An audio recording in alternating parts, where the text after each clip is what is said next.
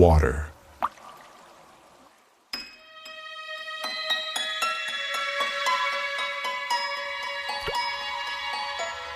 Water, the most common substance on Earth.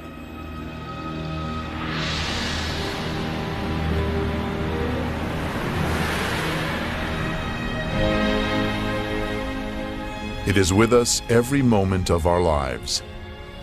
But do we know the secrets of this amazing element?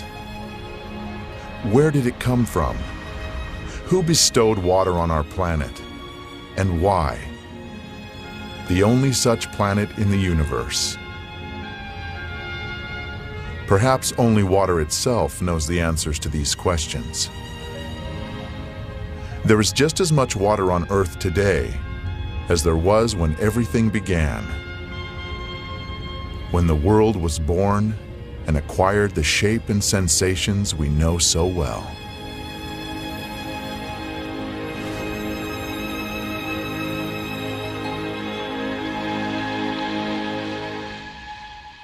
So what we did was what we always do here, do very careful work in a narrow field.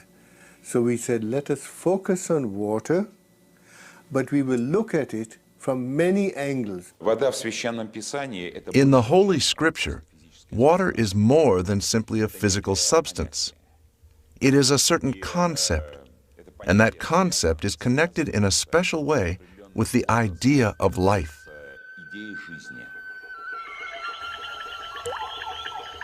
Nothing in the world is softer and more yielding than water. Yet it wears down the hard and strong, and none can overcome it, though anyone can conquer it. That which is yielding conquers the strong, and the soft overcomes that which is hard. Everyone knows this, but no one dares to live by it. The Chinese philosopher Lao Tzu wrote about water 2,500 years ago. I mean, water as such has been extensively studied. I mean, it is well known that water has unusual properties, physico-chemical properties, when compared to other liquids. No scientist has been able to explain, for example, why water's density increases below the freezing point and becomes less above freezing. Any substance contracts when it is cooled, but water does the opposite. It expands. People learned to exploit this unique property in the distant past. Inhabitants of the far north would quarry stone by pouring water into the cliff face crevices before the frosts came. In the south, people pounded wooden wedges into cracks in the rock and then doused them with water. As they swelled, the wedges would break the stone. Much later, scientists established that water in pores and capillaries is capable of creating enormous levels of pressure. In a seed, for example, it reaches 400 atmospheres at the moment of germination. That's why a plant shoot can break through asphalt with ease. It's such a small molecule as well. It is very specific that these properties are of water. And you won't find other molecules that have all of the similar anomalies. Even if a single one of these anomalies were missing, life itself would not exist on the planet. Every one of water's properties is unique, and they do not easily fit into the generally accepted laws of physics. Science has not yet been able to answer the question of why water is the only substance on the planet that can exist in 3 states: liquid, solid, and gaseous. Why does water have the highest surface tension of all liquids? Why is it the most powerful solvent on Earth? And how, in defiance of the Earth's gravity, is water able to rise through the trunks of gigantic trees against tens of atmospheres of pressure?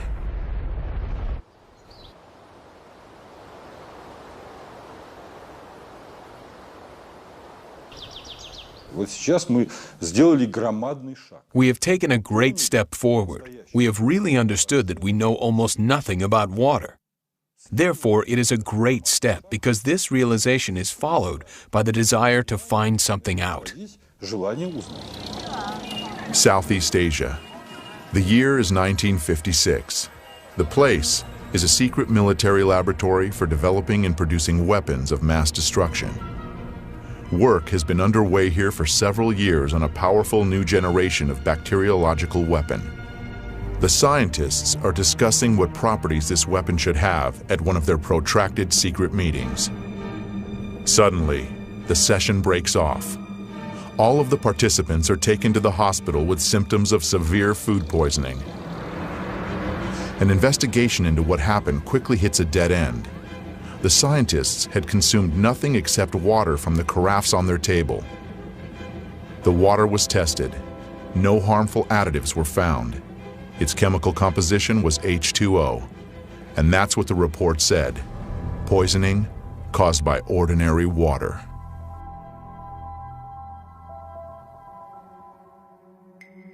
"20 years later, a fantastic hypothesis was put forward. A hypothesis that could explain water's unpredictable behavior. Water has memory. Experiments done in many countries around the world have shown that water receives and makes an imprint of any outside influence, remembering everything that occurs in the space that surrounds it. Any substance coming into contact with water leaves a trace in the water. Had our ancestors guessed this when they used silver vessels to turn ordinary water into healing water? It is today the best antibiotic that is made, as good in Afghanistan and Iraq. The American army uses this water, 1 atom per 100 million, to kill all the germs in a wound. So the President of the United States uses this water to keep infectious bugs from his hand. So I said, how can this water be? As it records information, water acquires new properties, yet its chemical composition remains unchanged. So their theory was the chemical composition of the water is important. Now the sensational news is that that is nonsense. The structure of water is much more important than the chemical composition. The structure of water means how its molecules are organized. We can see how water molecules join together into groups. These are called clusters. Scientists came up with the idea that these clusters work as memory cells of a certain sort, in which water records the whole history of its relationship with the world, as if on magnetic tape. People don't think when you turn on the light, the water is changing. When you turn on the electric field from the power lines, the water may change. So that is the direction of research. The water, of course, remains water, but its structure, like a nervous system, reacts to any irritation. Modern instruments have made it possible to record the fact that within each of water's memory cells, there are 440,000 information panels, each of which is responsible for its own type of interaction with the environment.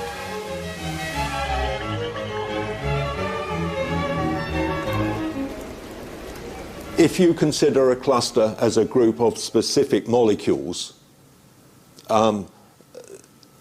then it can survive only a short amount of time. But if you consider it as a structure whereby molecules can leave and other molecules come in, the cluster can last effectively for a very long time. The stability of the cluster structures confirm the hypothesis that water is capable of recording and storing information. It may be the single most malleable computer, which can, it's like a computer memory. It's the memory of information. We must know how it is arranged. It is like the alphabet. If I give you the alphabet, you don't know a word, you don't know a letter, you don't know a sentence. So the molecular structure is the alphabet of water. And you must make a sentence out of water, and you can change the sentence. In the winter of 1881, the sailing ship Laura was on a course from Liverpool to San Francisco. On the third day of the voyage, a fire broke out on board. Among those abandoning ship was the captain, Neil Carey. The water supplies soon ran out, and the crew experienced the torments of thirst growing by the hour.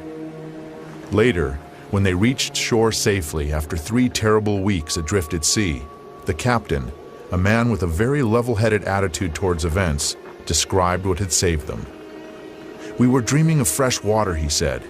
"We began to imagine that the water around the lifeboat was turning from ocean blue to the greenish hue of fresh water. I summoned up my strength and scooped some up. When I tasted it, the water was fresh."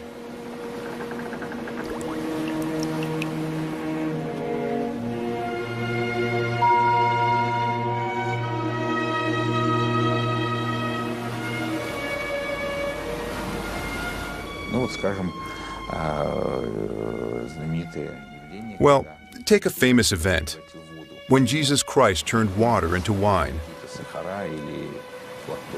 He didn't add some sugar or lactose, but he imparted an absolutely special property to the water.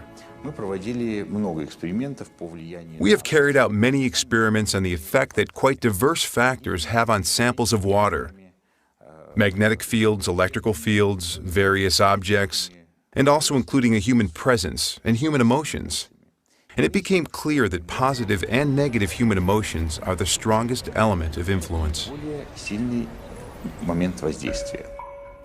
Professor Korotkov's laboratory has conducted numerous experiments on the effect of human emotions on water. A group of people were asked to project onto a flask of water in front of them very positive emotions like love, tenderness, and concern. Then, the flask was replaced with another one, and the people were asked to project emotions of a different type: fear, aggression, hatred. After this, measurements were taken on the samples. The water exhibited changes that were clearly in one direction or another. So love increases water's energy levels and stabilizes the water, while aggressive emotions reduce the energy and make radical changes in the water. I hope to show people through my research that water has a memory of its own. Dr. Emoto's laboratory does research on water samples, which are subjected to various forms of outside influence. The impressions made upon the water are recorded by swiftly freezing it in a cryogenic chamber. This is what water heated in a microwave oven looks like. This is the effect of a mobile telephone. Somebody said thank you to this water. Excuse me. You disgust me.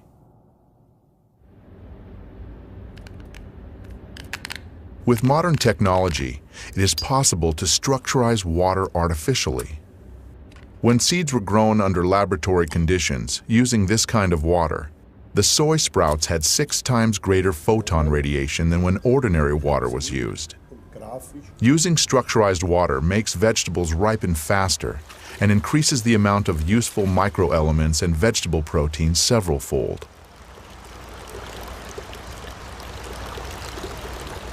If we look at the shoots, the treated ones were long, even, and strong, while the untreated ones were short, thin, and weak. If we look at the plants today, those from the selected seeds have all ripened, but the ones from non-selected seeds have not.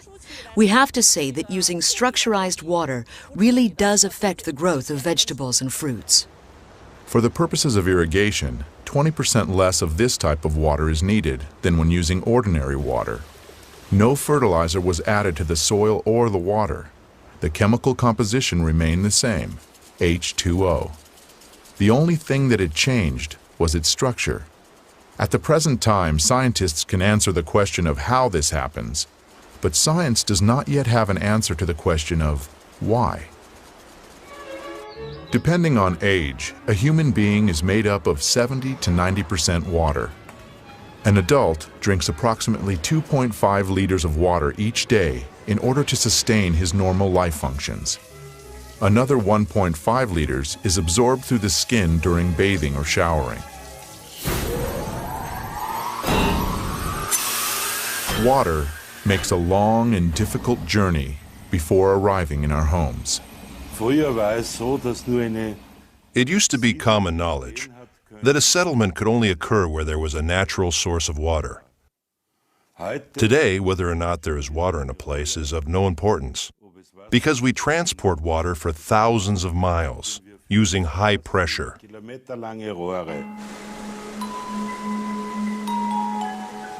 In nature, rivers and streams always flow along a smoothly curving course. But any water supply system has multiple right-angle turns.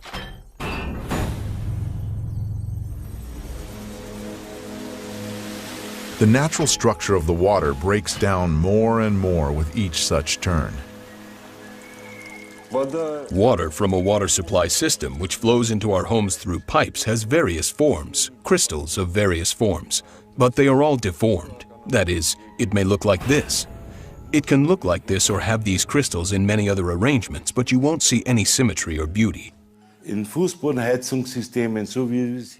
Water that flows in a floor panel heating system is devitalized and rotten. It sucks energy out of the people, plants, and animals living in that house. It actually steals the energy. It is well known that the water supply in many large cities is a closed-loop system. After undergoing aggressive chemical purification and passing through powerful filters, the water in these systems is returned to our homes, still remembering the chemicals and the violence it was subjected to.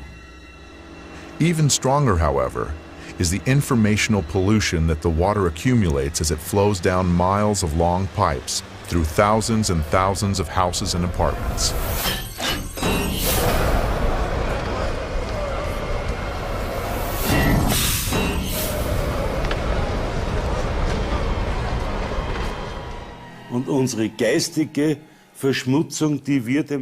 We pollute water spiritually, and this happens on a huge scale. Why? The water adopts all of the hatred, all of the malice, the stress. The water is almost dead by the time it enters our body.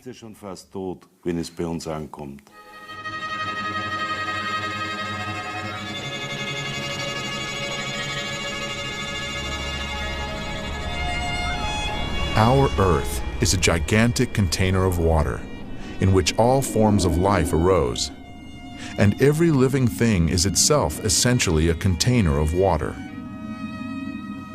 With modern technologies, we can reach far into outer space, and as we attempt to discover life on other planets, the first thing we look for is water. There is no life on Earth without water. And one of the big questions is whether or not, in case that there should be comparable life on other planets, this would also be based on the presence of water. There is strong belief that the first living organisms were in the water, and only much, much later did organisms develop that could live outside of the water. I don't think that this is at all a coincidence. It is absolutely no accident that the opening lines of the Bible mention water, where it talks about the creation of the world, of life, and of man. It has to do with water first and foremost. Like sculptures that have not yet been created are present in a piece of clay, so the images of all future living organisms were present in the water. Water merely brought to life a pre-existing conception, but for any process to begin, requires an impulse.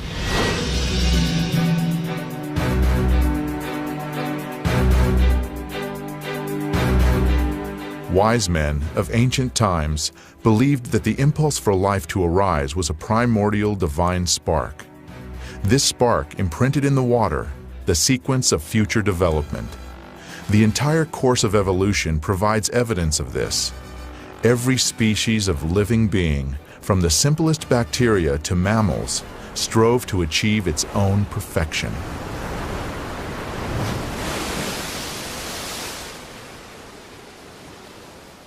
Science most likely will never find out the exact process by which Adam was created, what went with what, and in what proportions.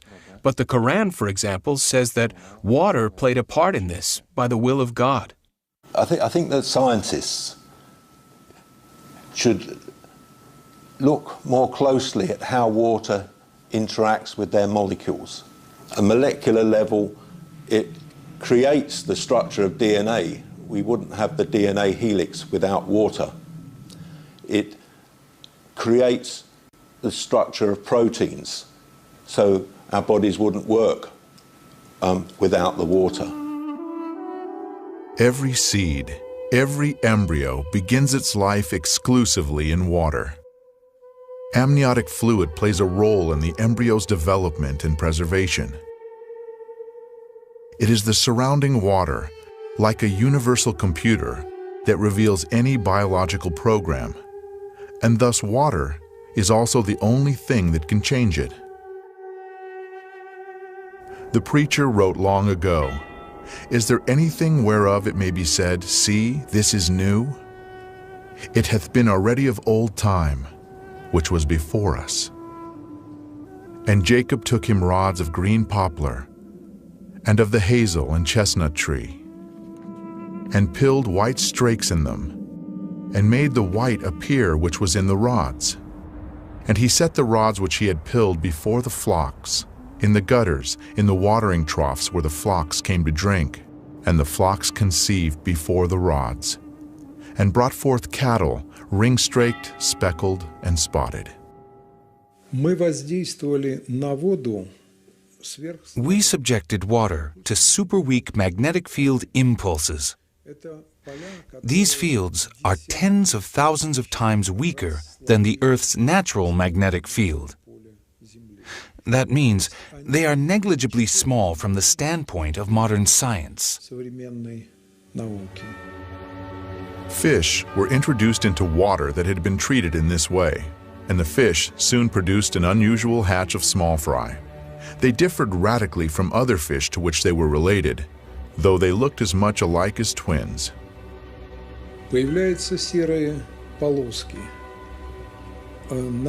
Gray stripes appear on the belly of all these males at once, along with colored spots, which had not been observed previously.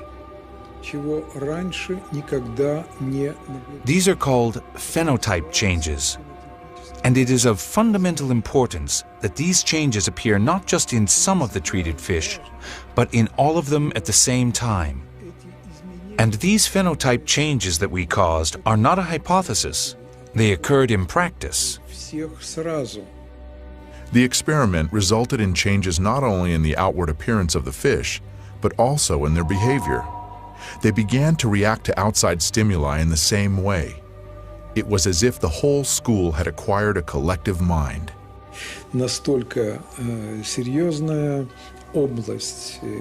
A whole important area of problems came up, which had not been studied whatsoever.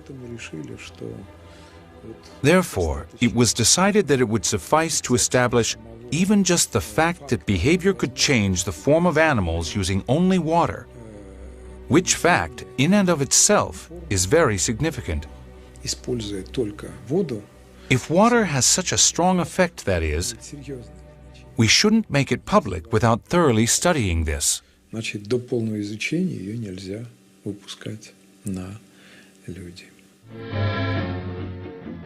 In 1932, sensational news traveled around the world.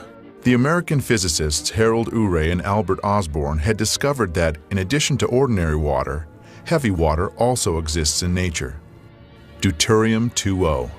The splitting of deuterium was the basis for creation of the most destructive bomb, the hydrogen bomb.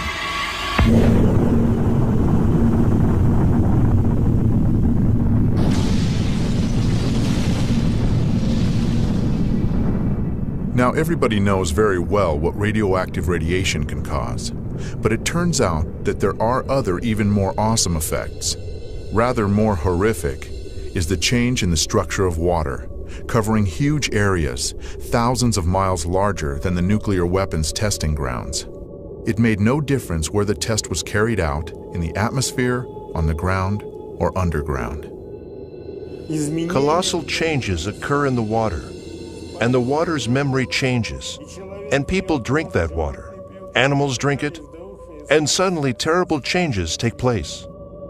When the explosion occurs, waves are formed, which die out fairly quickly in the ground, but the water may continue to fluctuate for another 30 days. Swinging like a pendulum, the waves create a new and pathological ordering in the water. It has been noted that the number of suicides rises abruptly after such tests. By a factor of 2, 2.5, 3. Medical experts had absolutely no explanation for this, but we could understand it. We showed the brain is made of water, about 85%. So these changes take place in the brain, and a conflict between the water structures arises. The bioplasm of the brain is disrupted, and the result is that the person is deprived even of such an extremely important incentive as the drive to live. In ancient legends, the hero would always be sent to fetch dead water in a place from which there is no return.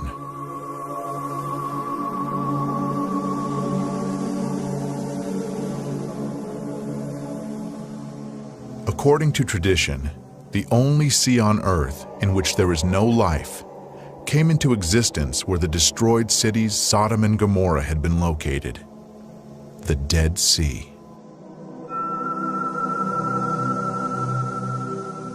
There really is no such thing as dead water. Water gives life. It always has this original vitality. It may be used more correctly or less correctly, but it is always positive. How a person handles water, if he approaches the water with good thoughts or blesses it and says thank you to it, the quality of the water will improve, and the water will have a positive effect on a person and his body. According to the Chronicles, in 1472, Abbot Karl Gestinsis was arrested on the basis of a false denunciation and interrogated in connection with having caused a certain prominent lady to fall ill. While he was being held in a dungeon, the abbot was given only a crust of stale bread every day, along with a dipper of rotten, stinking water. After 40 days, the prison warden noticed that Father Karl not only had not gone into decline, but he even seemed to have gained health and strength, which only served to convince the inquisitors that the abbot had connections with dark forces. Later, Karl Gestinsis confessed under brutal torture that he had recited a prayer over the rotten water he was given, thanking the Lord for bestowing these trials upon him. After that, the water tasted bland and turned fresh and clear.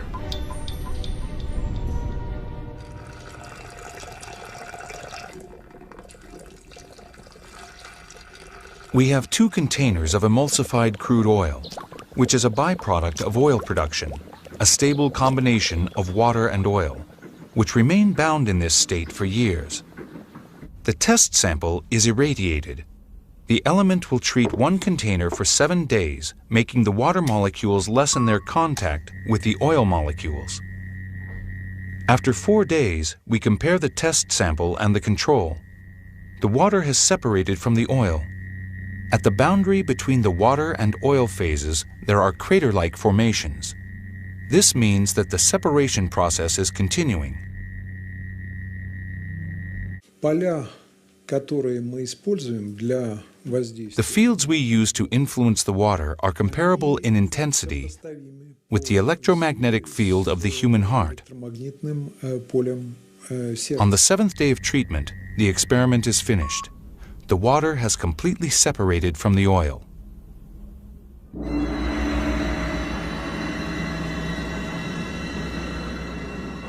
Experts estimate that oilmen have accumulated around 1 billion tons of emulsified crude oil. It cannot be used for industrial purposes. Ultimately, They get rid of the emulsion, pouring it right onto the ground. And then, horrible sludge lakes are formed in the oil fields.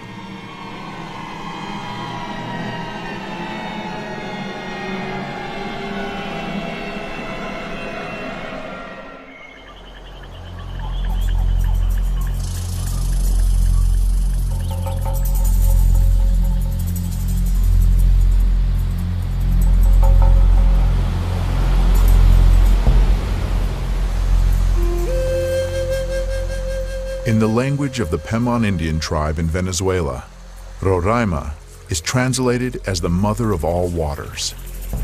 A group of Russian biophysicists set out for this destination in January 2005 to collect a unique sample of water, which scientists say has never been in direct contact with human beings. Such water exists in only one place on Earth, in Venezuela.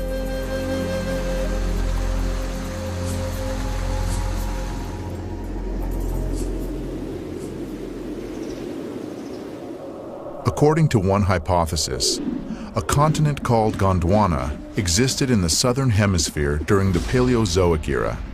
Powerful tectonic processes occurring in the Earth's crust 3.5 million years ago split it into several parts.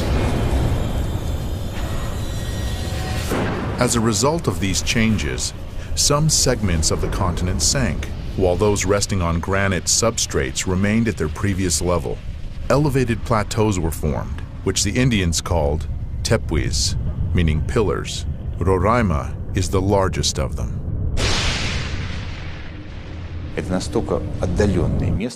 It's a really remote place, very hard to get to. 3 days of travel through the savanna and then the jungles. Then you climb an 800-meter wall. It takes a certain amount of enthusiasm. Therefore, we can say that the water we have there is in a unique, virgin state.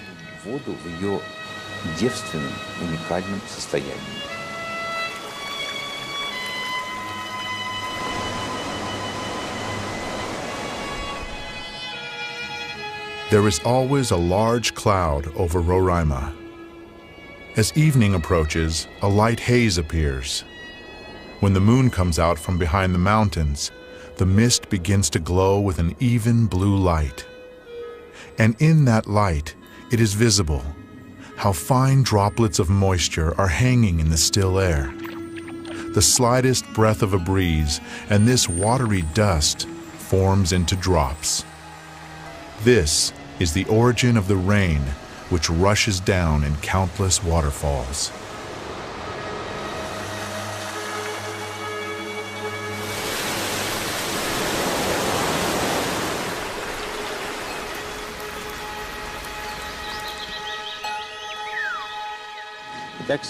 So today is January 30th, 2005. Water collection number 16. Then we shall pack it all up in foil, and in this form this water will hold its energy for several days with the air of these places. Then we'll arrive in St. Petersburg, and we'll calmly carry out our laboratory analysis several thousand miles away, and only then will we be able to draw any conclusions.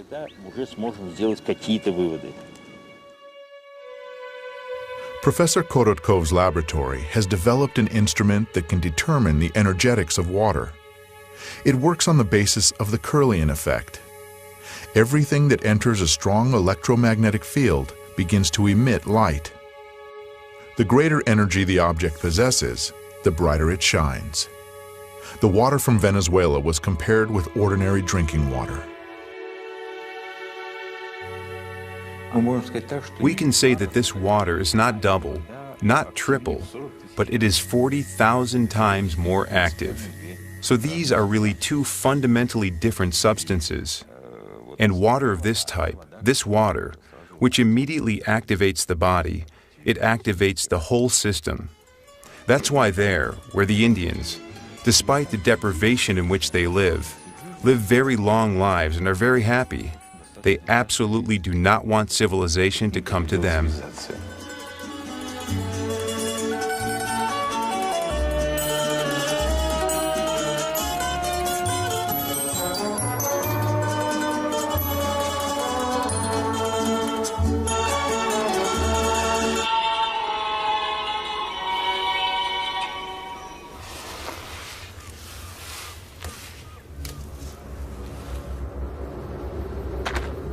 In the late autumn of 1632, a poor farmer named Gens from the village of Enningen in Hessen, an orphan who didn't remember his parents or where he was born, set off for southern Italy to seek a better lot. His route ran through the city of Waldshut am Rhein in the eparchy of Constance. Suddenly, Gens was literally stabbed by the feeling that these places were very directly related to him. It was as if the shepherd's legs led him where he should go, which was into a grove. Entering it, Gens looked around. Not far away, a spring was coming right out of the ground. The young man approached it, bent down, and drank the water. Many years later, he told his grandchildren the story of how the water had given him back his memory, so that he recollected these places, and his father and mother, and the house in which he was born.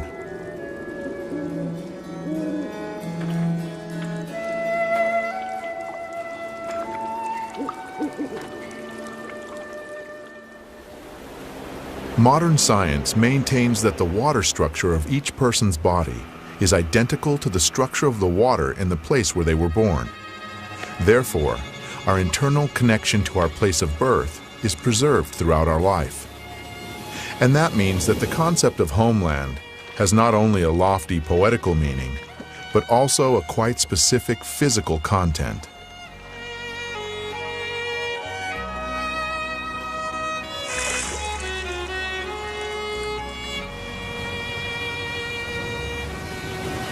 Nowhere in the world is water the same. Breaking its way to the surface through minerals and ores, water assimilates the vibrations of the soil and information about its specific biological and energetic features. We tested a sample of purified municipal water, which is sold in large bottles, and the producer puts a label on them which says it is the best water in the world, but it is empty and dead. True, it's pure and it's good, and some minerals have been added, but this is dead water in which there is no energetics and there is no life. Most likely, people do not sense any particular difference between naturally pure and artificially purified water. But any animal will always choose water from a spring, because this water is loaded with natural energies.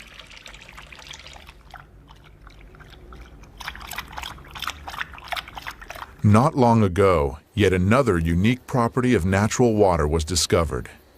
It turns out that such natural water is flammable. The burning of natural water, the water itself burns, and the reason it burns is precisely that it is structured in a special way, natural water is.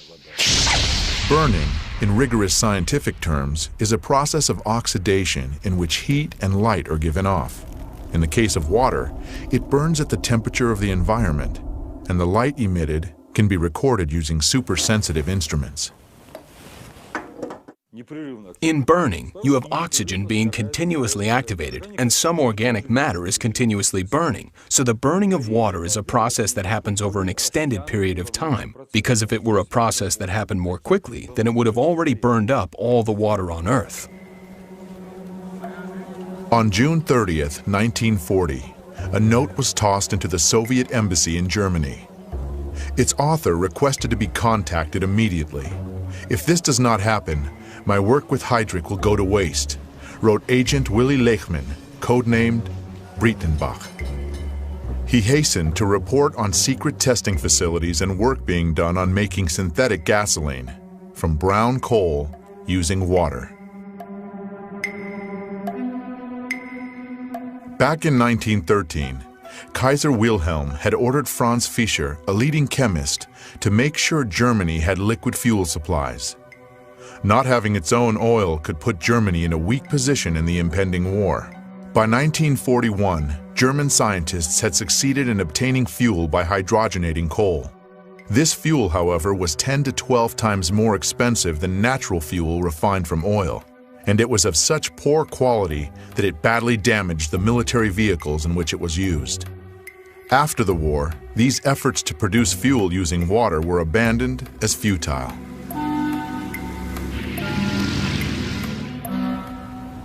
For the past 15 years, the researcher Jean Gohua has been working to create fuel of this type.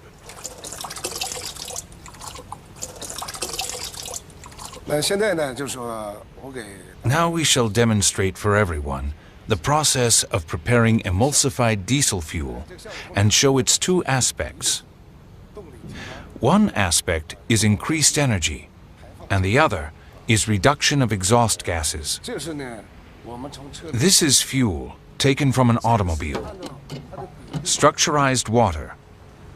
If we take the proportions, it is 79% diesel fuel, 20% water, and 1% emulsifying agent. What was added here is water. Zhang shows us that what is added to the fuel really is water.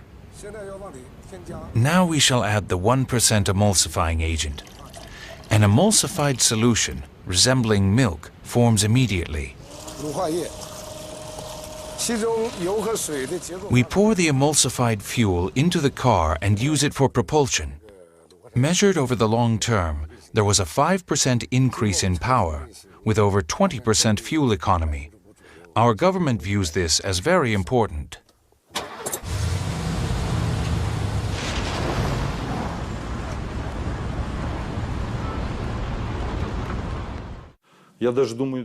I think that not even all chemists remember this aspect. If you take gasoline and completely dry it out, it always contains some quantity of water. And if you give it a special treatment to remove all of the water from the gasoline will not burn. This was known already in the 19th century. To burn anything whatsoever, there has to be at least some quantity of water. Water has a direct effect on our brains. There is a legend among the Persian Sufis. Once upon a time, a wise man said that the day would come when all the water in the world, except for what had been specially collected, would disappear. And then different water would replace it. But anyone who drank the new water would lose his mind. Only one man took the prophecy seriously and began to store up water. But the day that had been predicted did come, and every body of water emptied out. The man who had listened to the wise man drank water from his supply. And then the bodies of water and wells filled up with water again. People thirstily drank this water, and every one of them went crazy. But the man who had listened to the wise man continued to drink water only from his own supply and kept his sanity. And he was the only sane person left among the madmen, and therefore he was called crazy. And then he poured his reserves of real water, the old water, onto the ground, and he drank the new water and lost his mind. And the madmen decided that he had become sane.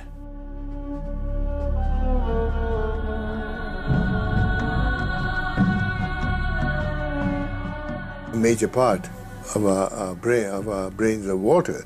So the water and the easy movement of the water molecules and so on will leave part of that imprint. So yes, to some extent, the water is implicated in the patterning of the information in the brain. Now when you look at organs, say the heart or the lung or muscles or the brain, then all that you can see in a simple NMR experiment is the water in these organs. The water, your head is full of water. There is nothing else but water, almost. Let's imagine that here we have a human being, and here we have water. This water contains many different types of information. If we introduce this water into the human body, then that human body will assimilate this information, which may change the person's characteristics. Human being, and that may change. Let us see how this type of water affects human blood.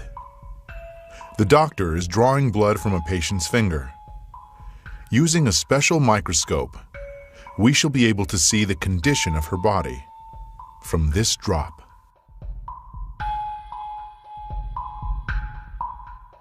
These are red blood cells, and they've lost their electrical charge, so they're all stuck together in a formation called a rouleau. Here's a huge symplast. Symplasts are associated with heart disease and arthritis and lung disease and many other conditions that could be coming in the future. The doctor asks the patient to drink a small amount of structured water. After 12 minutes, the doctor again draws blood from the patient and studies it. So you can see that the cells then become buoyant, they become slippery, and they have their electrical charge, so they repel each other. That allows them to carry oxygen, and it means that we're changing the pH of the blood back to an aerobic environment rather than an anaerobic environment. I think that's utterly amazing that just drinking water could do that. Traditional Eastern medicine has been based for many centuries on the vibrations and resonance of the body's water content. The pulse indicates if the resonance tone is right. It is believed that the pulse may be strong, weak, cold, or hot. On the basis of this, an experienced physician carries out a kind of energy scan of the body, makes a diagnosis, and prescribes treatment. We do not heal with water because a person, the human body, is water. The person simply reads the mantras or prayers in order to correct the bad water he has inside. How this hidden effect works is not known. In all of the world's religions, Christianity, Islam, and Judaism, it is the practice to recite a prayer before taking food or to consecrate the food during major religious holidays. How often do we stop and think, what for? And how did the certainty arise in such dissimilar religions that this is the right thing to do? Why did something that science is only now trying to understand seem obvious to our ancestors? It turns out that the frequency of vibrations in the prayers of any religion uttered in any language is 8 Hertz, which corresponds to the frequency of the oscillations of the Earth's magnetic field. Therefore, a prayer, pronounced with love, creates a harmonic structure in water, which is an ingredient of absolutely all food. We now have some idea about how this happens through the structurization of water clusters, water molecules. Therefore, we can take some purely practical advice from this. To sit down at the table in a very good mood, and under no circumstances to dine with cruel or aggressive-minded people, because this will have a direct destructive effect on our health. In 1995, Dr. Masaru Emoto was the first one to record musical impressions on water.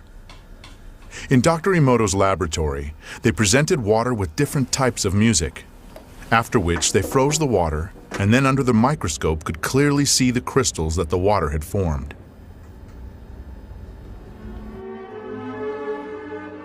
Here is what the music of Bach looks like.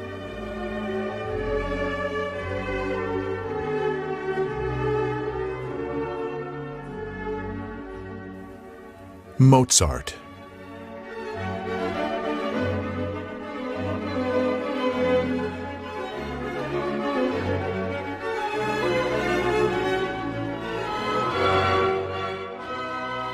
Beethoven.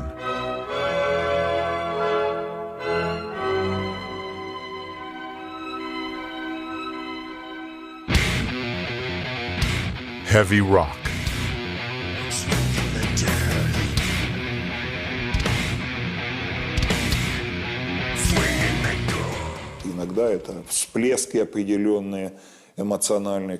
Sometimes it's just certain eruptions, emotional ones, which cause such absolutely negative results.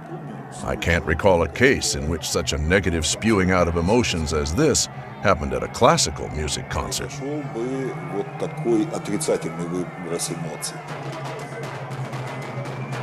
Experiments show that aggression causes a sharp change in water's memory. Such water can provoke an aggressive state in hitherto calm people.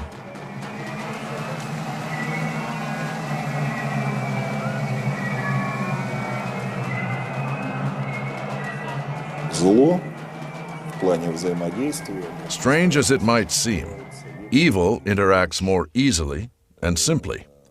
Apparently, this has to do with the sensitivities of human beings who always feel negative things more acutely.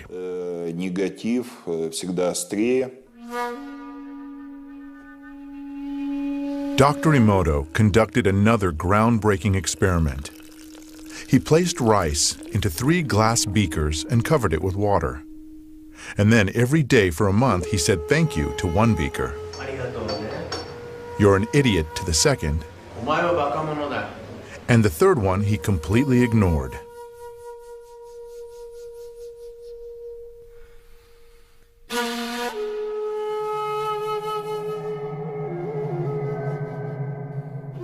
After 1 month, the rice that had been thanked began to ferment, giving off a strong, pleasant aroma.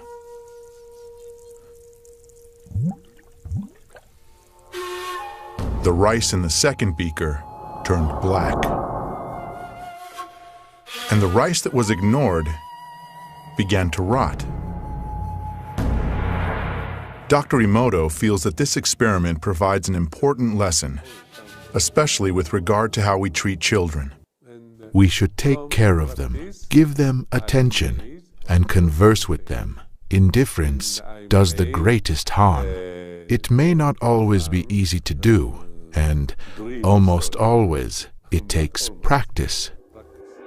Practical experience show that hatred, rage, and even annoyance not only exert a destructive influence on other people, but they also give feedback. Das beginnt geistig in Gedanken, wenn man negative Gedanken aussendet. Intellectually, at the level of thoughts, a person who sends negative thoughts is polluting his own water, of which his body is 75 to 90% composed, and giving it a negative charge. Dieses Wasser negativ belasten. Many laboratories around the world have repeatedly carried out an experiment that produces similar results. Water from a single container was divided into 2 portions. One part was subjected to an outside influence that changed the structure and properties of that water.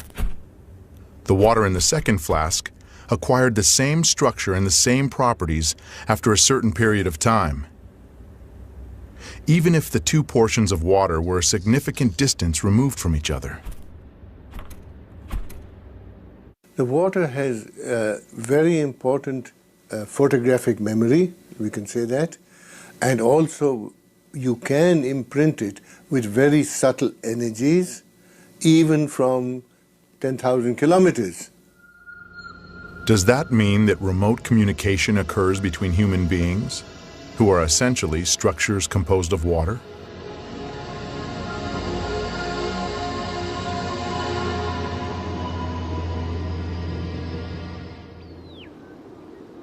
In February 2005, Professor Vyacheslav Zvonikov and a group of colleagues conducted an experiment to confirm or disconfirm the hypothesis that remote communication between people is possible. 2 people are 10,000 miles apart. One is in Moscow, the other in South America near the city of Santa Elena. Here we have the virtual brain of the experiment's participants. During the 15 minutes before the experiment begins, there are no visible correlations. The least change in posture, pulse, or respiratory frequency is recorded. EKGs and EEGs are taken. Suddenly, the instruments register distinct changes. The two people separated by this enormous distance have somehow tuned themselves to the same wave. The instruments show synchronization of certain areas of their brains, of breathing patterns and pulses.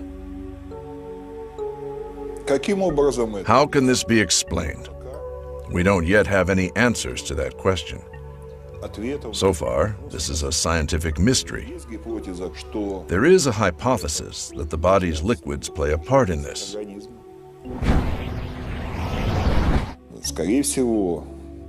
Most likely, and we do have a good deal of data to confirm this, liquids within the body also carry out a sort of information transmission function.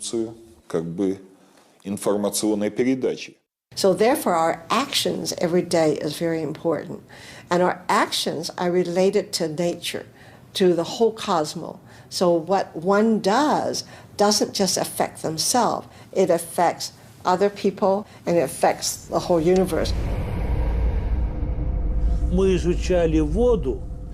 studied water during solar eclipses and when comet Schumacher-Levy was passing, in those periods of time. And it turned out that a tissue culture in water, when a solar eclipse is in the offing a week ahead of time before the eclipse, when everything is still far ahead, it already begins to fade. The water showed a direct connection to the event.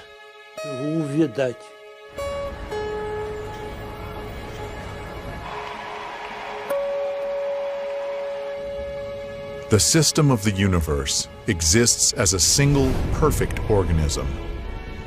All of its parts, including us and our Earth, are inseparably bound together by huge streams of information. And on our planet, water plays the key role in how the information is exchanged. In effect, it is the medium through which all nature is governed.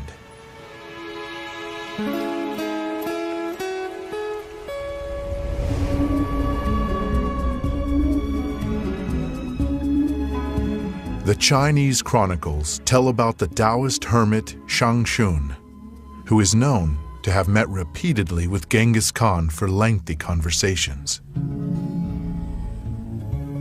Once, when the country was being ravaged by an unknown epidemic, the ruler of Beijing asked the hermit to protect the people. He prayed, and the sickness retreated. In reply to numerous expressions of gratitude, the hermit said, "Prayer is not a thing. All it requires is faith." Exactly. Exactly. Many people think that thought or intention, the word we use is intention, can be imprinted on the water. That is a possibility.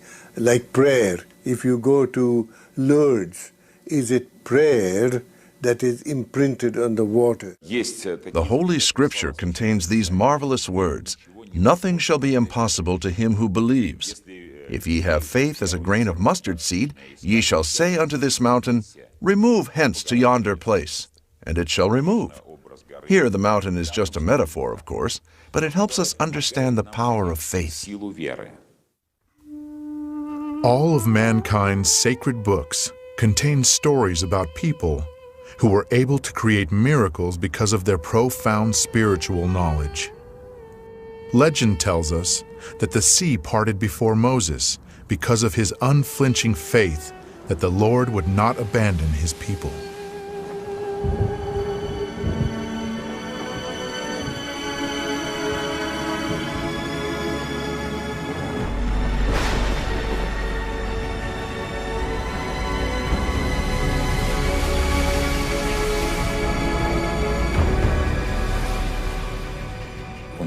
We have totally indisputable evidence that prayer influences sick people to get better. And it's caused absolutely fantastical recoveries, such as the spread of gangrene suddenly stopping in a person who already had it. With holy water, when it is poured over sick animals or a dying plant, they revive. Those are the facts, and no physical chemist currently is able to understand it. They simply can't.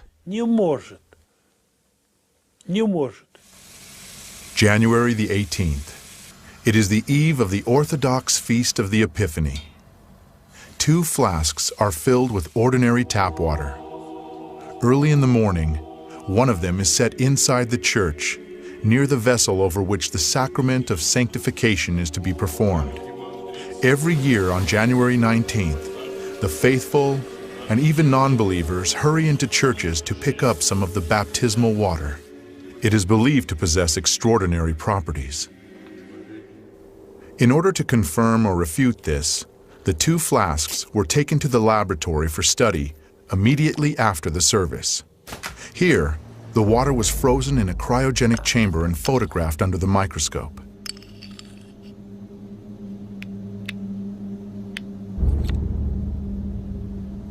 The crystals of the tap water looked like a chaotic, diffused spot.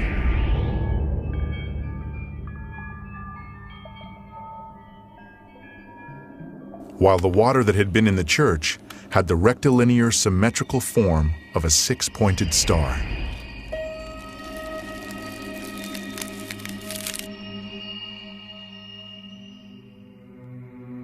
It is well known that holy water has a very powerful and stable structure. This water can pass its properties.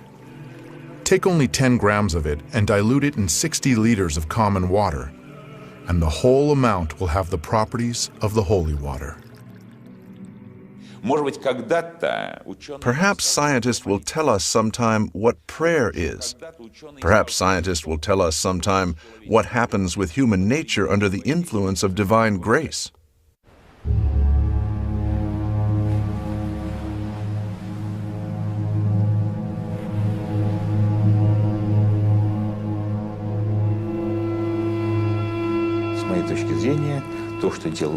In my view, what Jesus did represented an informational influence on the water.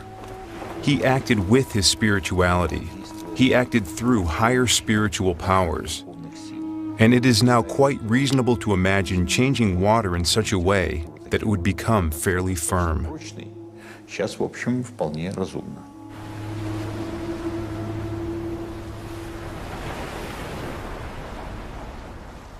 It could be radiation, but could it be only subtle energy? And we are very interested in how subtle energy can be detected by a material.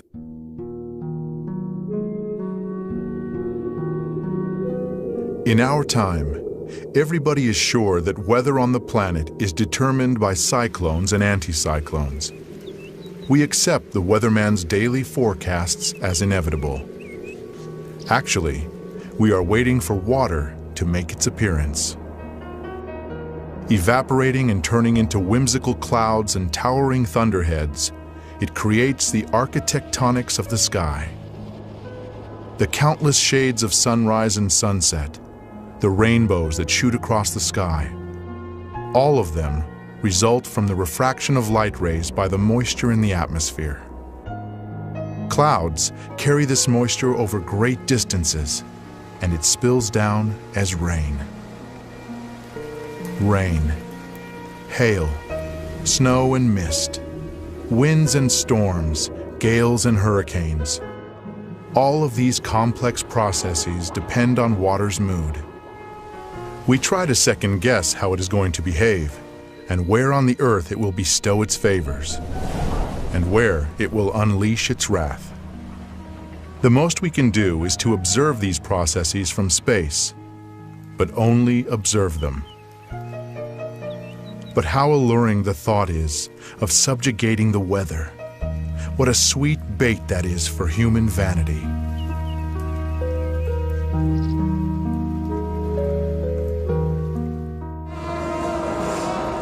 Many peoples have preserved the practice of influencing weather and atmospheric phenomena.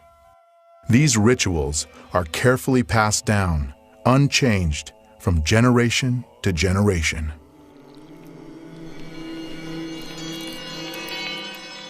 Если мои подношения if my tributes have been convincing enough, if I have chosen the right time and the right place, and have recited the mantras correctly and from a pure heart, then the Lord of the water gives us water. Тогда хозяин воды дает нам воду. We do not place much trust in actions which may be met with a smile these days.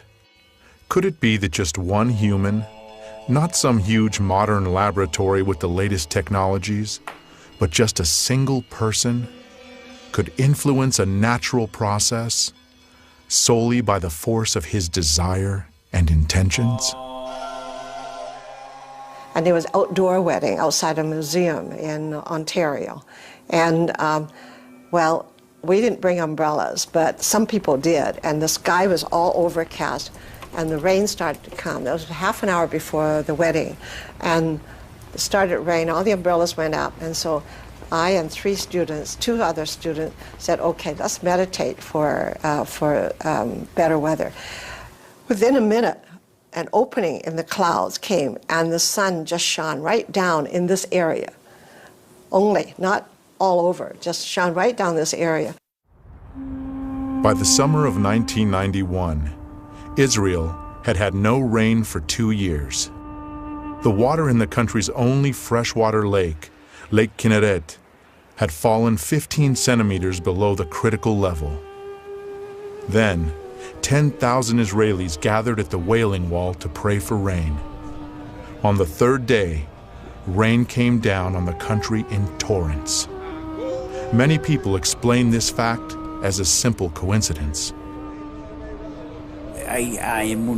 Belief in coincidence is neither scientific nor religious.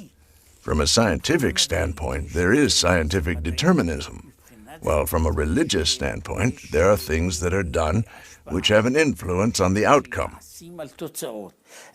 Coincidence is a way in which people try to escape bearing any responsibility.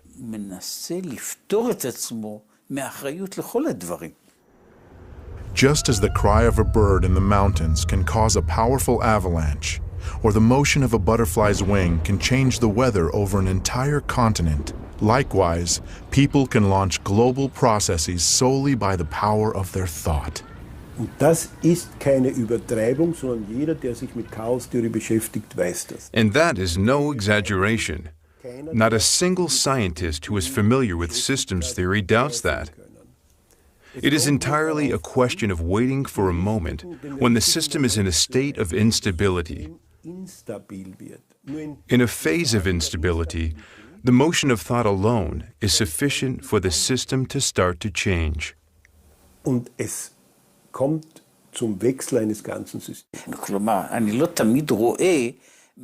I do not always see it. When my own mistake or sin comes back to me in another guise, although essentially it is a single unit, whatever it is that I did wrong returns to me, not as punishment, but as a result. With all the abundance of water on the planet, less than 1% of it is available fresh water.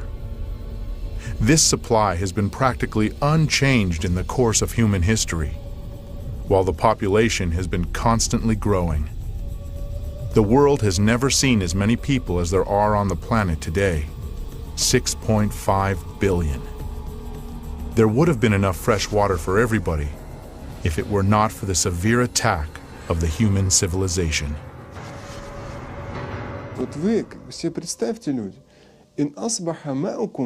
Look, imagine, if there will simply not be any water, that it will go away deep underground. Who shall give you water which will spout freely from the ground and be easy for you to reach?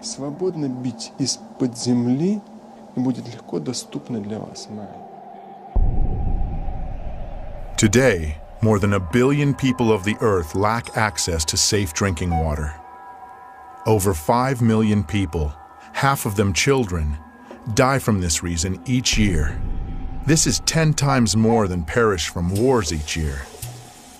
If this problem is left unsolved, water may become a source of international conflict in the 21st century. Already now, it is gradually attaining the status of a base resource, which is beginning to figure in the political dialogue among countries and peoples.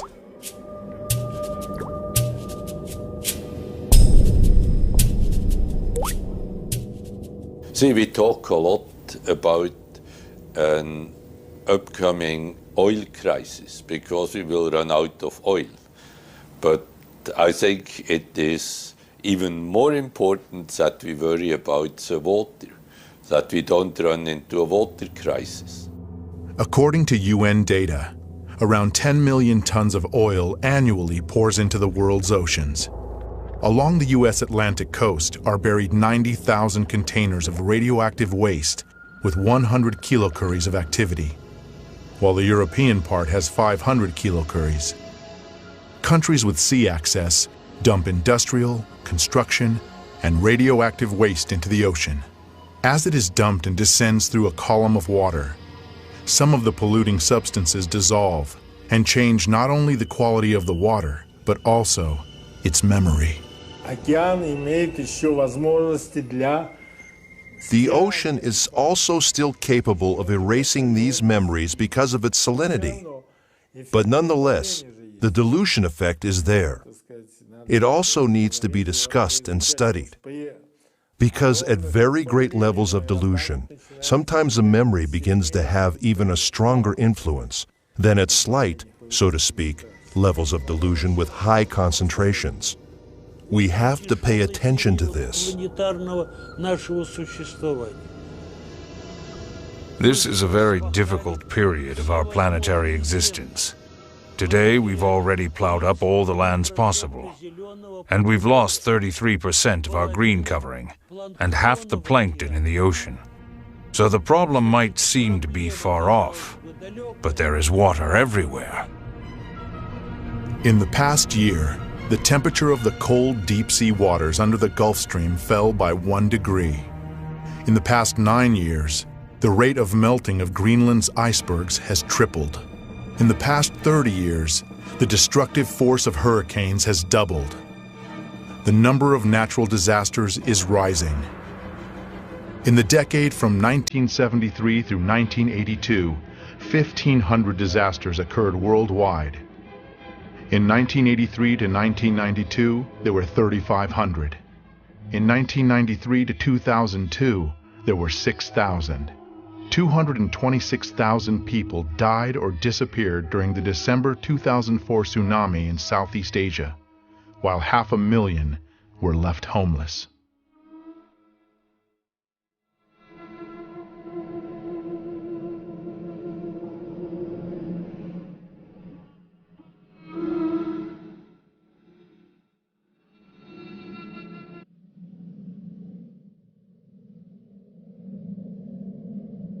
The October 2005 flood in Europe left 200,000 people homeless.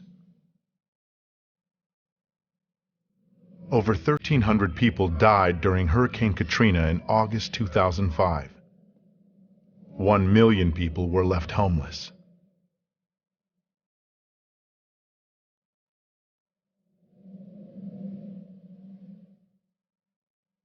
Almost 4 million people have died in natural disasters during the past 30 years, while 4.5 billion people were affected.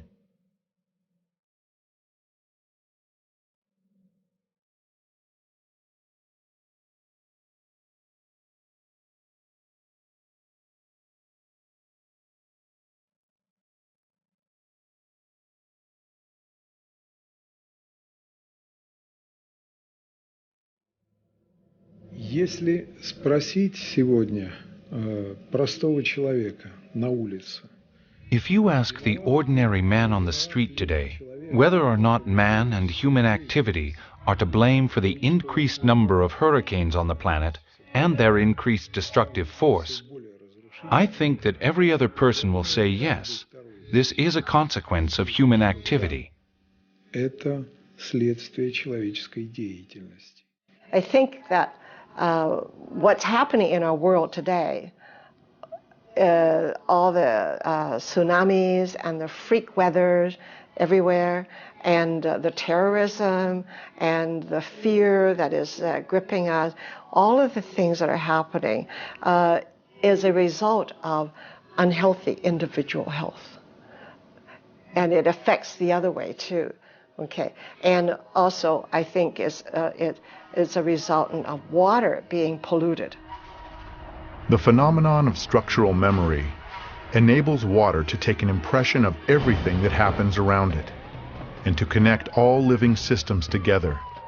And each one of us is a link in an endless chain of information transmission. But, in addition, each of us is also a source of information. Every one of our actions, a thought, an emotion, an uttered word, separates from us and becomes part of the overall energo-informational environment. Informational dirt is poisoning the water, accumulating layer by layer in its memory. If that process were to continue endlessly, the water could, in essence, lose its mind. But it is endowed with a self-cleansing capacity. This occurs at the moment of phase transition, when it vaporizes, and then condenses and falls as rain, or when it freezes and then melts. Shaking off the informational grime, water preserves its basic structure, that is, the program for life. Einstein, for example, once said, "I would like to know what he was thinking," meaning God. Everything else is just details, but I would like to know how he created this world.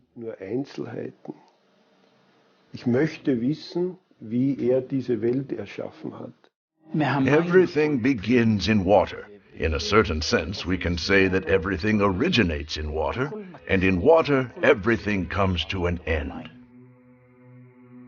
For all peoples, a person must be clean in order to stand before God. In all of the world's religions, water is a kind of intermediary that unites man with the Creator. The Jews perform ablutions or cleansing with water in mikvahs. For Muslims, ablution is a prerequisite for prayer. Если проследить упоминание о воде в Священном Писании, if we trace the references to water in the Holy Scripture, they are often associated with the idea of purification. наиболее яркое это, конечно, This is most vivid, of course, in the narrative of the baptism of the Israelites in the river Jordan in the time of the prophet John the Baptist, the forerunner. John baptized with the baptism of repentance, and the image and symbol of people's repentance was immersion in the river.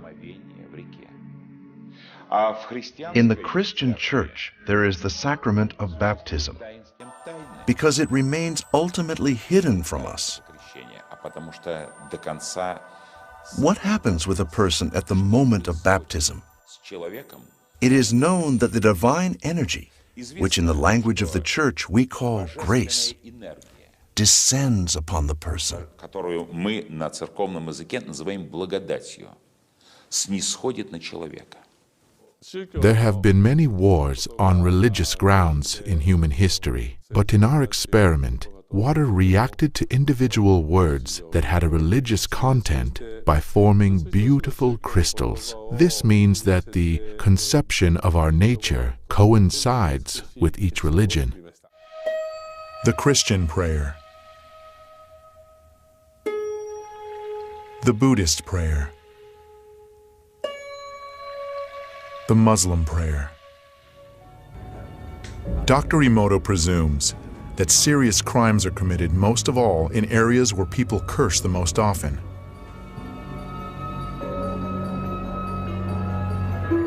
Idiot. I hate you. Laboratory containers of water were inscribed with hieroglyphs denoting words and the names of well-known people.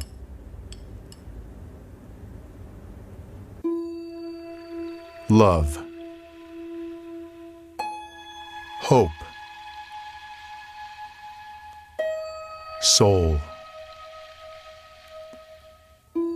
Mother Teresa, Hitler. Dr. Emoto's numerous experiments aimed at finding the word that cleanses water most powerfully have shown that it is not just one word, but a combination of two: love and gratitude.